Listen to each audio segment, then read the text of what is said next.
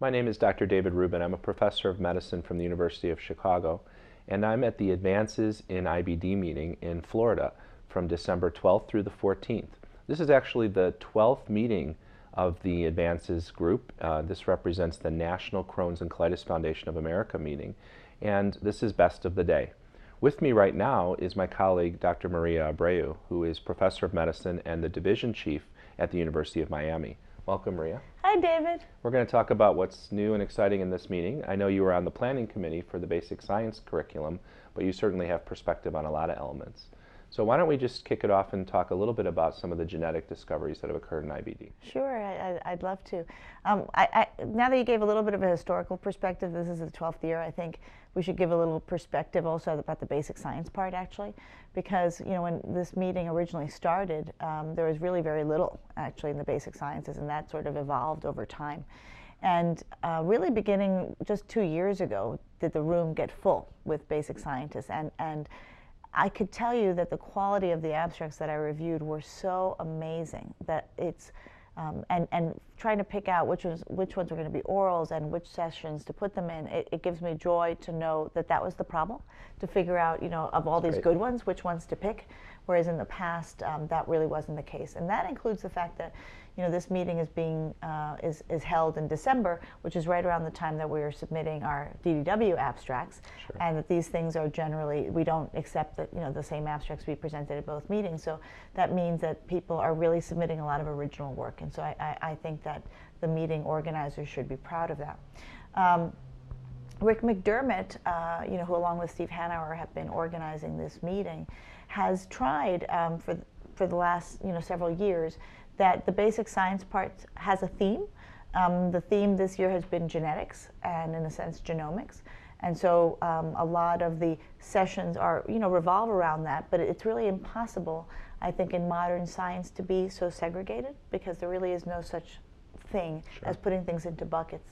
On the other hand, it's the advances in genetics, especially the Human Genome Project, that really has jump-started so much of our ability to do IBD genetics and to study so many things, including actually the microbiome, because as you know, that involves mega sequencing of bacterial genes that otherwise wouldn't have been possible unless we had made the advances that we made in sequencing with the Human Genome Project.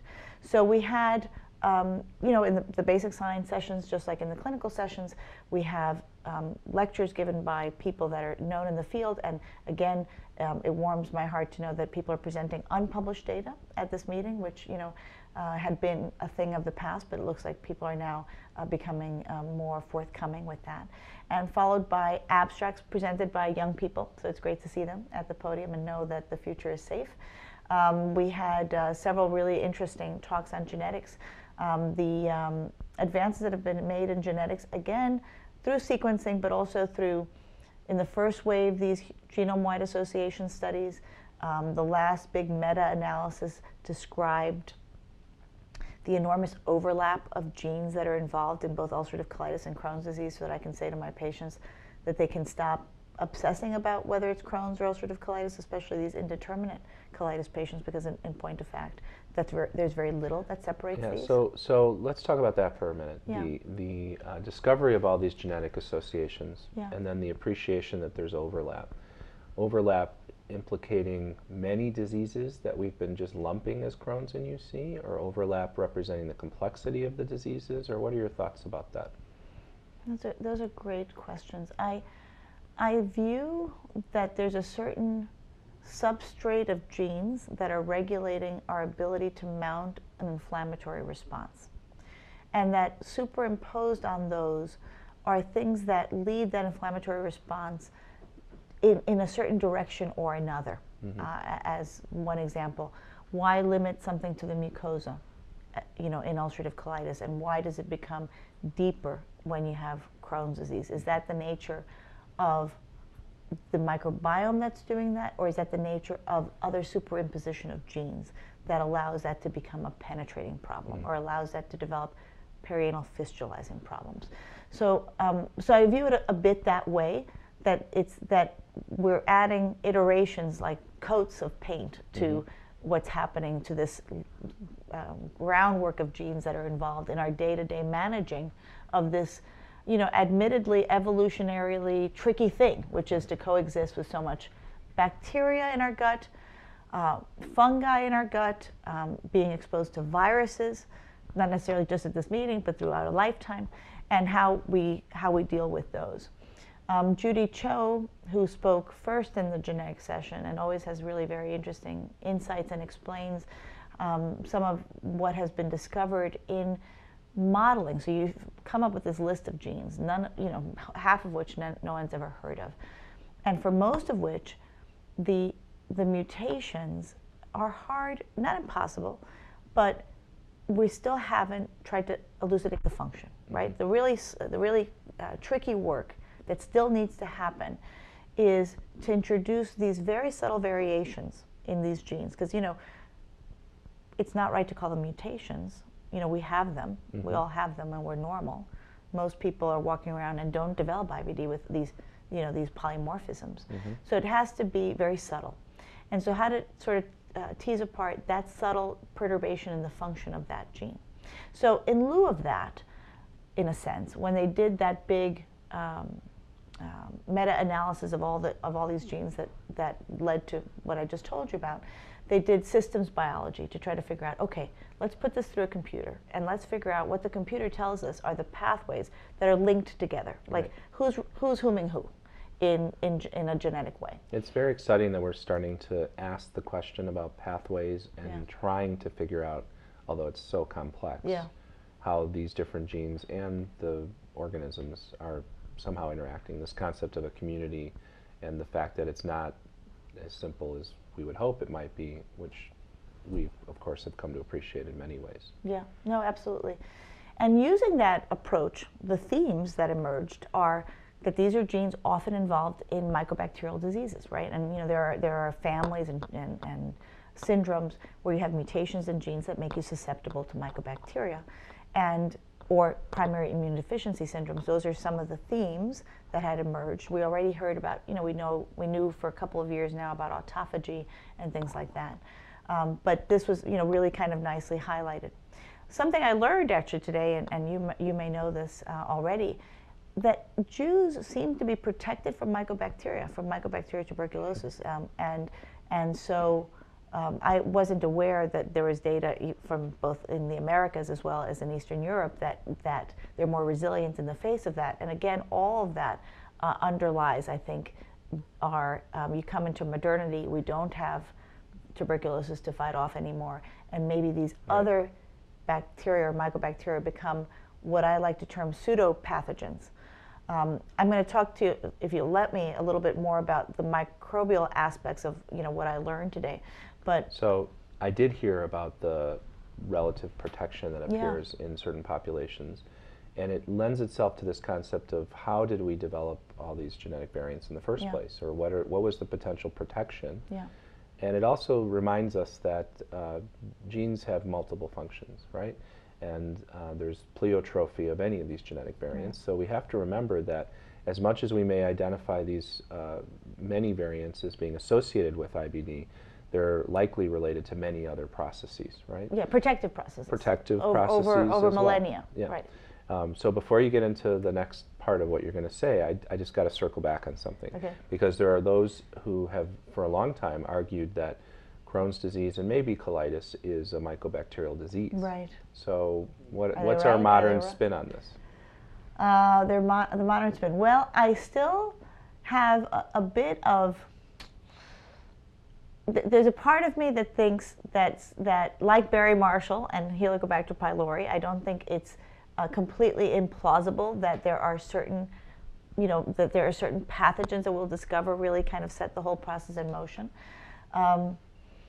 I think that you would imagine, why shouldn't we have found it yet? And that I can't really tease apart. I asked my microbiome experts if the way in which we do some of the 16S work, which is looking at 16S ribosomal RNA, DNA to characterize these bacterial populations, whether that could miss certain populations and whether mycobacteria would be really well found in that model. Could it be that some of these are actually not?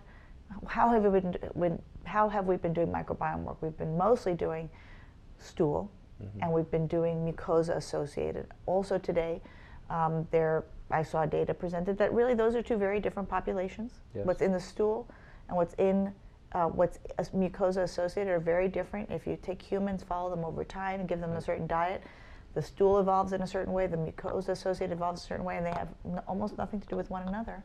And that makes sense to me, right? That makes sense to me that they're living in very different environments. They're living in very different environments. So with that long-winded point, maybe they're not living there. So, maybe mycobacteria aren't there. Maybe they're already... We're looking in the wrong place. We're looking in the wrong place. And are we using the right tools to look in that place? Some of the ways that people have published to look at whether there's mycobacteria in Crohn's tissues, there are better ways to do that now. And I think that may be another step that people need to take. I'm afraid to forget to say this actually, but one of the talks today had to do with the oxygen tension in different surfaces, right? And that's another really interesting point that they've developed a technique using a phosphorescent molecule that they can either feed the mice in their food or tail vein inject in the mice, and then give the mice 100% oxygen or not, and look at the oxygen tension at the mucosa versus the oxygen tension in the lumen of the colon. And so in the lumen of the colon, there are, if I remember correctly, bigger cycles of variations even when you turn up the oxygen and you turn it back off, whereas in the mucosa, the oxygen tension goes up and then comes back down. Does this have to do with anaerobic organisms? Well, yeah. So obviously, if you're living, what can live in the lumen, which is kind of very low oxygen tension, what could live on the surface? And it turns out that, not surprisingly, they found a higher oxygen tension at the mucosal surface, and that there's an enrichment of they lumped the bacteria into anaerobes and everything not, everything that can live in a little bit of an aerobic condition, and those are different populations. So I found that to be interesting to know, and there's older studies, a lot from Sean Colgan's group, that inflammation makes it a relatively hypoxic, even more hypoxic environment at the mucosa. Well, there was that old theory, maybe this is related or somewhat different, but of IBD was more of an ischemic, like a microvascular ischemia. Right. But it makes you wonder about those people who quit smoking and then develop UC. Right. So what's blooming when that changes? Right. Maybe in the absence of the carbon monoxide, and what does that do to this oxygen tension in the surface? I think that's very interesting, and I think another theme, microbiome theme, and then maybe we'll get back to the genetic theme. Another microbiome theme is that so far what we've been doing, which makes for crazy slides and for things that are, to me, relatively unintelligible, are lists and lists and lists of bacteria, right? So we sequence and we see a relatively consistent pattern that in inflammation there's less diversity. That there are fewer things that there's the same number of bacteria, but they're kind of again, not as varied. And we've come to feel that having a lot of diversity is a good thing, right? That study that they did in nursing home old people versus community old people, the nursing home old people had very little diversity, the ones out there had more. What's cause and effect there? The older people in a nursing home eating whatever they're eating and being exposed to antibiotics and being frail, what's the cause and the effect? Nevertheless, that's been found. However, one of the talks today, I think, is where we are probably going, which is to look at the metabolic genes expressed by these bacteria. And when you do that, some of the noise of 100,000 different names of bacteria kind of gets reduced into these families of genes that you could say are genes involved in lipid metabolism and carbohydrate metabolism and amino acid metabolism. So when you do that, now you can more segregate things into these groups, find less noise, but in point of fact, in UC inflammation, they found that there's less of a carbohydrate metabolism pattern, more of this lipid metabolism pattern, and amino acid metabolism. So again, it's hard to know which is cause and effect if in already established inflammation, these bacteria have to say, okay, plan B. Maybe there's mucus depletion. Maybe that surface is no longer the same surface. I'm just completely speculating. Now let's resort to these other ways of surviving. Now you made a couple references to diet. Yeah. You mentioned diet almost in passing and how it affects the microbiome.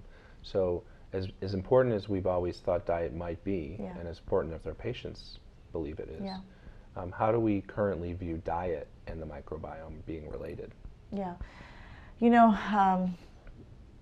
I view this as such an important topic that I'm trying to get my head around how best can you answer it in humans. Gary Wu has done, and his people at the University of Pennsylvania have done really some of the more, difficult, elegant work, which is they took people, they locked them up, they gave them certain food, and they followed how the microbiome changed. And it did. When they were fed these different diets, it did.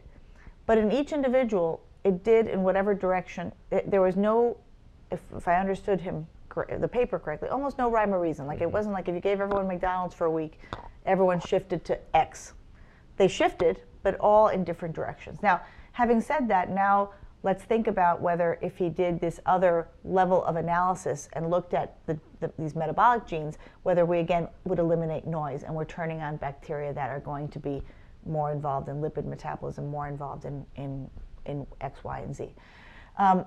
In mice, in a very short time frame, if you change their diet, you change the microbiome in a mouse. So I do think that we should be able to manipulate the microbiome with diet, but it's going to take a lot to try to have enough homogeneity so that we can make some conclusions, because diet is by its very nature very complex. And in thinking about how best to do this and talking to really smart people in the microbiome world, in order to really tease it out, you'd have to give somebody a group like the same food 3 times a day for several days to see that. And of course, you and I, as both people who are interested in the science but also interested in the clinical, need to have something that we can actually give to patients. I mean, patients are willing to do a lot, right? They're willing to do a lot to modify their lifestyle in order, especially to avoid what they perceive to be, toxicities of drugs. And I always say to them, this plays a part, but in most patients, that's going to be not enough. But I think that paired with things that can be done to the microbiome. Again, I heard a really great talk from Thad Steppenbach, who's at WashU, and Thad has been interested in understanding, what bacteria can turn on, inflammation. And there are various models where you can take, you've got the animal model. The animal model has a susceptibility to developing colitis, fine. And we already knew from primordial work of Balfour Sartre that in many, many of these models, germ-free, in the germ-free state, they don't get it, fine. But we don't have germ-free humans. But are there some critical bacteria? They need to be there to get the party started. And you said to me about the mycobacteria question. Well, he used as an example P. gingivalis. You don't have P. gingivalis, you don't get, cavities. You don't get this gingival inflammation and all the stuff happening in the mouth, even though it isn't a highly abundant bacterium in the mouth. So in other words, you don't have to be looking for the elephant in the room. It might be something subtle that has set up shop. And that's, I think, an important thing, both in the mycobacteria story potentially, as well as something that we could be missing. And also this concept of community dynamics, right? So it may be small, but have an impact on other things around it. Right.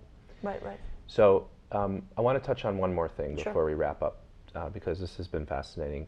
And that actually has to do with the fact that this year, for the first time, we had the Lloyd Mayer Young Investigators Symposium. So I know you were there, and can you comment a little bit on what that meant and how important that was? Yeah, well, it's, the whole meeting is bittersweet for all of us who loved him, because Lloyd was such a force of nature. And so there have been various ways that I think all of us are trying to figure out how to honor him.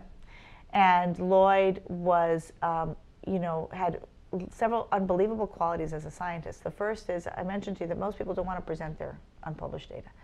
Well, Lloyd would always get everyone in his lab upset, right? Because he would tell everyone everything they were doing and never held anything back. And he was always the first to jump up to ask a question. And he was really tenacious in supporting young faculty and junior faculty. And so he's done that at the level of the CCFA and making sure that there are enough career development awards to go around. And then, of course, it really was fantastic to honor him by having these junior faculty. And I think when you look around any room where there's a CCFA meeting or any IBD meeting, nationally, we've all been supported by the CCFA, right, at very critical points in our career. Yeah. And so these young people had a really interesting and diverse spectrum of things that they were presenting. I could tell that these are going to be the future leaders of our scientific meeting. These are the people that are going to be sitting in this chair, David. And I don't know, I'm sure you can't be replaced, but I certainly can be replaced by these people that spoke.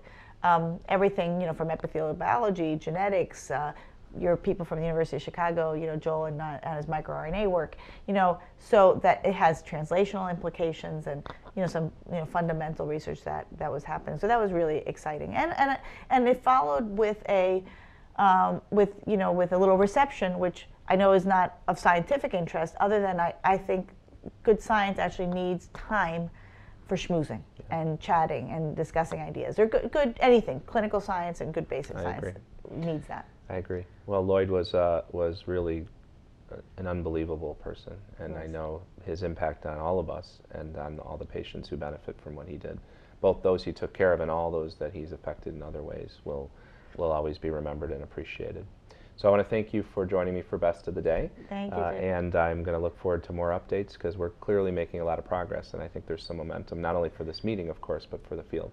So thanks, Maria. Thank you, David, for having me. I'm Dr. David Rubin, and with me has been Professor and Dr. Maria Abreu. I hope you'll join me tomorrow for another Best of the Day.